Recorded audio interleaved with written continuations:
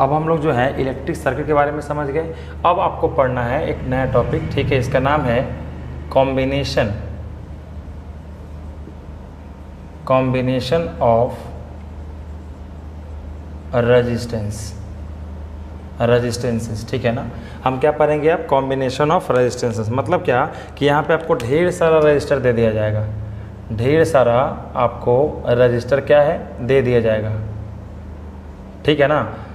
R1, R2, R3, R4 dot dot dot क्या Rn तक ढेर सारा आपको रेजिस्टेंस जो है वो आपको दे दिया गया, ठीक है। और बोला ना कि इसको आप कितने तरीके से जोड़ सकते हैं। बात को ध्यान से सुनिएगा, ठीक है, आपको बहुत फ़ायदा होगा, ध्यान सुनेंगे।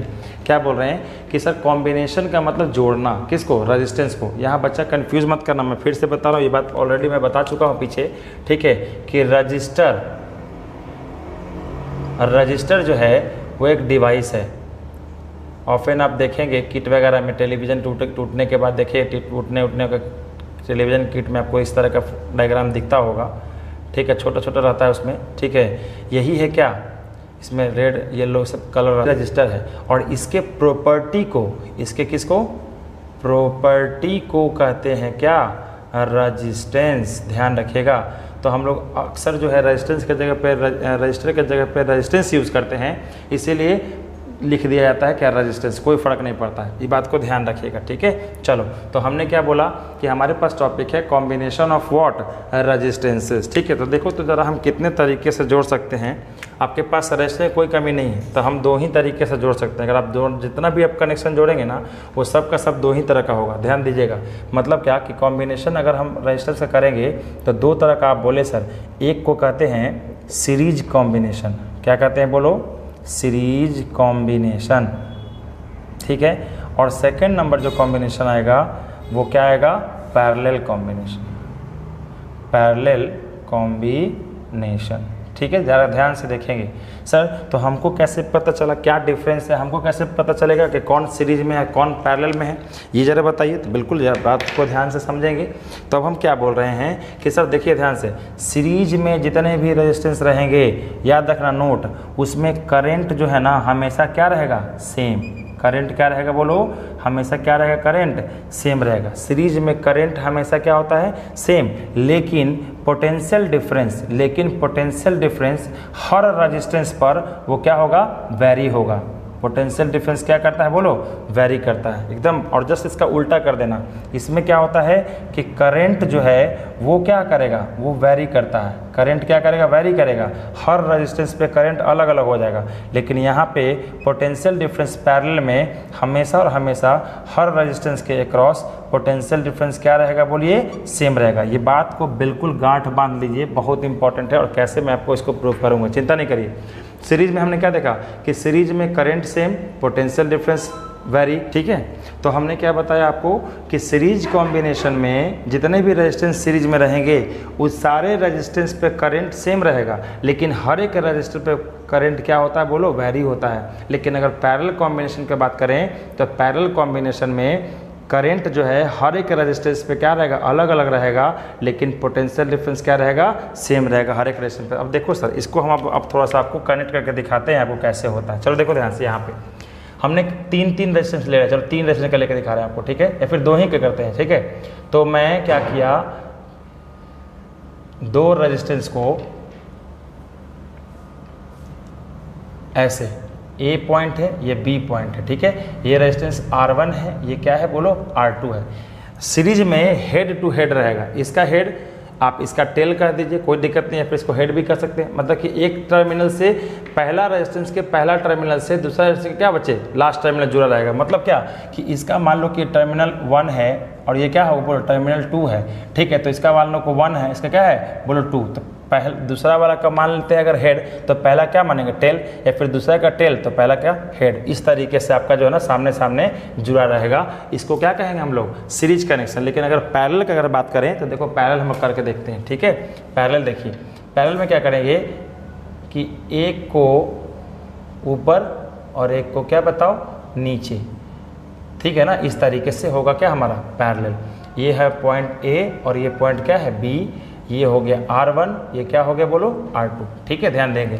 तो सर आपने इस फिगर से हम ये कोई जो है इस फिगर से कोई सटीक बात नहीं है कि मैं फिगर से बता दूं कि सर ये सीरीज है कि पैरेलल है। ध्यान रखिएगा, ये बात नहीं कंफर्म करता, ये बात कंफर्म करता है कि अगर सारे के सारे रेजिस्टेंस में करंट अगर सेम होगा तो वो जितने भी रेजिस्टर जुड़े हुए हैं वो सब का सब क्या होगा सीरीज में। इस बात का ध्यान देना है। तो मैंने आपको पहले बताया कि सीरीज में मतलब करंट सेम और पैरेलल मतलब क्या होगा, करंट क्या होगा वैरी करेगा। क्लियर, इस बात को ध्यान देंगे। ठीक है, और हम लोग क्या निकाल रहे हैं, कॉम्बिनेशन ऑफ रेजिस्टेंस हम लोग पहले सीरीज में निकालेंगे, फिर किस में निकालेंगे बोलो पैरेलल में निकालेंगे। और हम कितने रजिस्टर को कंबाइन किए हैं, 2 रजिस्टर को। तो 2 रजिस्टर का हम निकालने जा रहे हैं। देखो क्या होता है, हम पहले अगर इसका इक्विवेलेंट रेजिस्टेंस निकालना है मतलब टोटल रेजिस्टेंस निकालना होता है। ठीक है, टोटल रेजिस्टेंस निकालना है तो टोटल रेजिस्टेंस पहले बाद में निकालते हैं। पहले तो आप ये बता रहे हैं सर कि सीरीज कनेक्शन पैरेलल कनेक्शन, तो इसका मतलब क्या है कि अगर हम बात करें कि इसको अगर हम सर को एक पोटेंशियल डिफरेंस से जोड़ते हैं, अगर मैंने पोटेंशियल डिफरेंस भी से जोड़ा तो आपके कहे अनुसार अगर ये सीरीज है, आपके कहे अनुसार अगर ये सीरीज कनेक्शन में दोनों का दोनों रेजिस्टेंस है तो यहाँ पे करंट सेम होगा। बिल्कुल मैंने बोला वही होगा। ठीक है, अगर इससे करंट I अगर जा रहा है तो इस वाले R1 से भी I ही जाएगा और इस वाले से भी क्या जाएगा I जाएगा। क्लियर है, लेकिन आपने बोला पोटेंशियल डिफरेंस वैरी करता है, मतलब कि इस पर कुछ और पोटेंशियल, इस पर कुछ और पोटेंशियल। बिल्कुल, तो इस पर मैंने अगर V1 मान लिया तो इस पर क्या होगा बोलो V2। ये बात बिल्कुल ध्यान रखेंगे। कब, जब ये स्विच क्या रहेगा ऑन। ठीक है ना, तो इसका मतलब कि यहाँ पे करंट दोनों पे क्या है सेम है और रेजिस्टेंस ये दोनों रेजिस्टर पे पोटेंशियल डिफरेंस अलग अलग है। तो ये R1 R2 जो कनेक्टेड है आपस में वो किस में है, सीरीज कनेक्शन में। क्लियर हो गया। चलो उसी में अगर इसमें बात करते हैं, देखो क्या होगा इसमें अगर हम देखें कैसे ऑन करेंगे तो ये हो गया। तो यहाँ पे क्या हम देखेंगे कि सर यहाँ पर जब आप मेजर करेंगे तो पोटेंशियल बिल्कुल सेम रहेगा। वोल्ट मीटर को लगा कर मेजर करिएगा ना तो दोनों रेजिस्टेंस पे पोटेंशियल क्या होगा, सेम रहेगा। लेकिन अगर हम करंट अगर चेक करें तो यहाँ पे करंट कुछ और यहाँ पे करंट कुछ और रहेगा। ध्यान रखिएगा, इस बात को बिल्कुल ध्यान देंगे कि सर यहाँ पे हम देख रहे हैं कि दोनों रेजिस्टेंस पर अगर मैं वोल्ट मीटर लगा के चेक किया तो पोटेंशियल डिफरेंस बिल्कुल सेम ही है दोनों पर। तो जब सेम पोटेंशियल डिफरेंस तो ये क्या होगा, दोनों का दोनों पैरेलल। और करंट अगर आम मीटर से अगर चेक किए तो आम मीटर से इस पर कुछ और करंट आ रहा है, इस पर कुछ और करंट आ रहा है, तो दोनों पे क्या हो रहा है, करंट अलग अलग हो रहा है। तो यहाँ पे समझ में आ गया सर कि ये दोनों का दोनों रेजिस्टेंस क्या है, इस नियम के तहत पैरेलल कॉम्बिनेशन में। ठीक है, तो हमने आपको बताया कि सीरीज कॉम्बिनेशन और पैरेलल कॉम्बिनेशन क्या होता है। अब हमको पढ़ना है कि जब हम जान गए कि कॉम्बिनेशन ऑफ रेजिस्टेंस, तो आपको पूछता है, अब आपसे पूछता है बच्चे कि इक्विवेलेंट रेजिस्टेंस निकालिए किसमें सीरीज में और क्या पैरेलल में। तो मैं निकाला यहाँ पे 2, यहाँ पे ऑलरेडी लिखा हुआ पहले से, तो शुरू करते हैं। ठीक है, तो क्या करेंगे, कैलकुलेशन ऑफ इक्विवेलेंट क्या रेजिस्टेंस ऑफ 2 रजिस्टर कनेक्टेड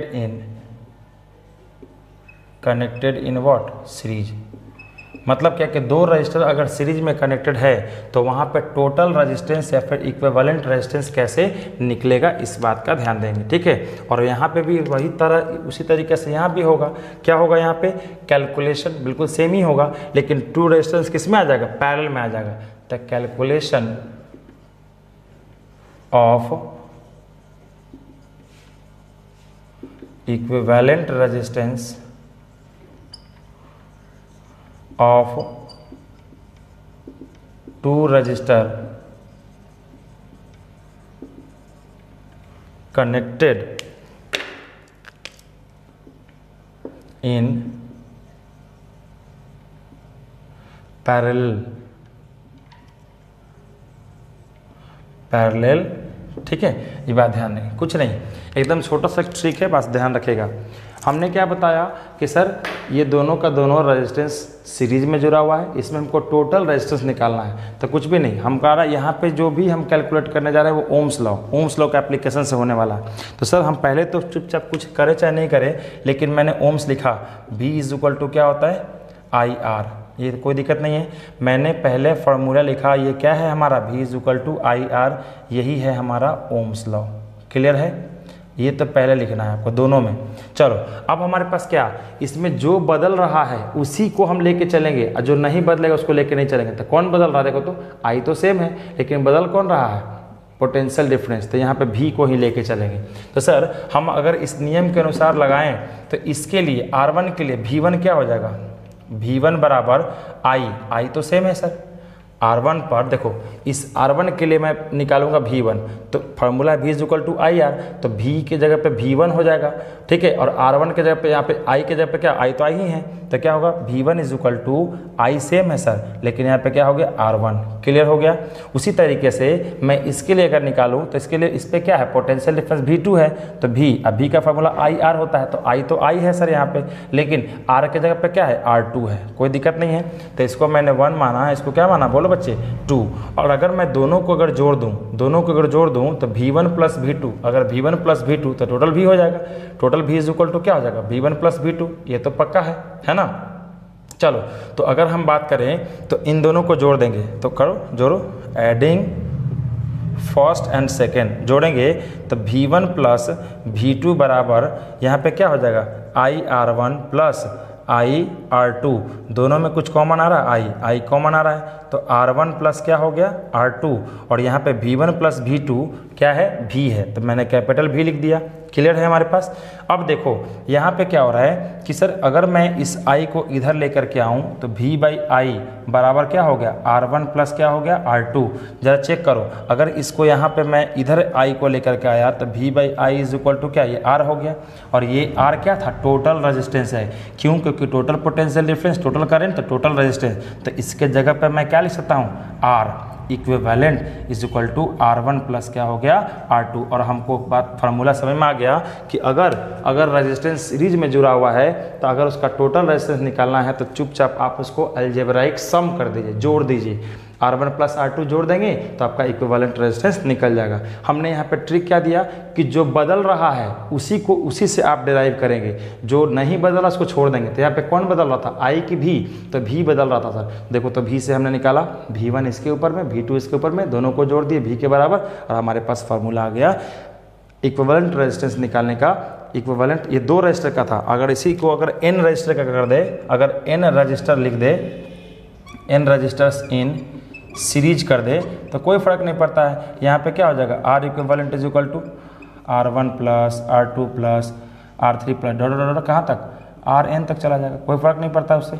ठीक है ना, क्लियर है ये बात, सबको समझ में आ गया होगा। चलो इस बात को थोड़ा सा 1 मिनट आप ध्यान से देखिए, आपको खुद समझ में आ जाएगा। हमने क्या बताया कि जो बदलेगा उसी को लेके चलना है, और उसको किस नियम के अनुसार लेके चलना है, ओम्स लॉ के नियम, ओम्स लॉ के अनुसार ही हम लेके चलें तो हमारे पास इक्विवेलेंट रेजिस्टेंस निकालने का तरीका आ गया। इक्विवेलेंट रेजिस्टेंस को ही कहते हैं टोटल रेजिस्टेंस या फिर नेट रेजिस्टेंस। चलो अगर आप इस बात को ध्यान से समझ गए होंगे तो मैं इसको मिटाता हूँ और उसके बगल में ही आपको करके दिखा रहा हूँ। ठीक है, क्या resistance, equivalent resistance of 2 register connected in parallel. तो हमने क्या नियम एक ही है, ट्रिक वही है कि जो बदलेगा उसी को लेकर चलना है। इस केस में कौन बदल रहा है सर, पोटेंशियल डिफरेंस की करंट। तो सर पोटेंशियल डिफरेंस तो सेम ही रह रहा है, बदल कौन रहा है, करंट, ध्यान रखिएगा। तो सर जो बदल रहा है तो पहले आपने बोला ओम्स लॉ लिखो, B इज इक्वल टू क्या होता है IR, मैंने ओम्स लॉ लिख दिया, ये क्या कर दिया ओम्स लॉ। क्लियर हो गया। अब कौन बदल रहा है सर, यहाँ पे I बदल रहा है। तो सर I बदल रहा है तो I के जगह पर मैं क्या लिख सकता हूँ, I के जगह पर मैं V बाई R तो कर ही सकता हूँ ना। क्लियर है, यही अब आपको फॉर्मूला देगा। ठीक है ना, ध्यान रखिएगा। तो देखिए I है तो I बदल रहा था, जो बदलता है उसी को लेकर चलते हैं। तो I1 is equal to V by R होता है, तो V ही है सर यहाँ पे, और R क्या है R1, कोई दिक्कत, इसको 1 मानो। उसी तरीके से I2, V तो V ही है सर, V तो V है, लेकिन R क्या है यहाँ पे I2 के लिए V तो V है लेकिन R क्या है R2 है, तो R2 मैंने ले लिया। इन दोनों को जोड़ दो, इन दोनों को क्या कर देंगे, जोड़ देंगे, तो एडिंग फर्स्ट एंड सेकेंड, तो I1 प्लस I2 प्लस क्या हो गया I2, यहाँ पे क्या होगा V by R1 plus V by R2। Clear हो गया। अब देखो जरा इसमें से क्या कॉमन आ रहा है, भी कॉमन आ रहा है, तो मैं इधर लिख देता हूँ आपको। अगर मैं इसमें से I1 प्लस I2 के जगह पे क्या लिख सकते हैं sir, I1 plus I2 is equal total I। बिल्कुल, तो यहाँ पे क्या हो गया, I बराबर यहाँ हो गया V मैंने कॉमन लिया, तो यहाँ क्या हो गया 1 बाई R1 प्लस क्या हो गया 1 बाई R2। क्लियर हो गया। जरा चेक करो कि अगर मैं इसको नीचे इधर के लेकर के आऊँ तो क्या हो जाएगा, I बाई V हो जाएगा। क्या हो जाएगा बोलो, I बाई V हो गया। तो I by V is equal to क्या हो गया यहाँ पे 1 by R1 plus 1 by R2। ध्यान रखेंगे क्या ये I बाई V क्या है सर, R है कि 1 बाई R है, तो मैंने ओम्स लॉ में ही बताया है। जरा सोचो यहाँ पे देखो, यहाँ पे देखो, अगर मैं I बाई V करूँ तो इसको V को इधर लेके आना होगा, जब V को इधर लेके आएंगे तो R रेसिप्रोकल में हो जाएगा। तो ये क्या है, इसी चीज़ को तो कह सकते हैं ना 1 by R, 1 by R equivalent is equal to 1 by R1 plus 1 by R2। तो यहाँ पे हमने क्या देखा कि सर अगर सीरीज में रहेगा तो सिंपल अलजेब्राइक सम करेंगे, लेकिन अगर पैरेलल में रहेगा तो रेसिप्रोकल निकालते हैं। क्या निकालते हैं, रेसिप्रोकल। तो reciprocal of R equivalent is equal to 1 by R1 plus 1 by R2। Clear हो गया। तो यहाँ आपको समझ में आ गया सर, आपको अब बहुत अच्छे से अब ध्यान से देखेंगे तो बिल्कुल आपको समझ में आ गया होगा किस तरीके से इक्विवेलेंट रेजिस्टेंस हम लोग निकालते हैं, किसका, सीरीज में और किस में, पैरेलल में।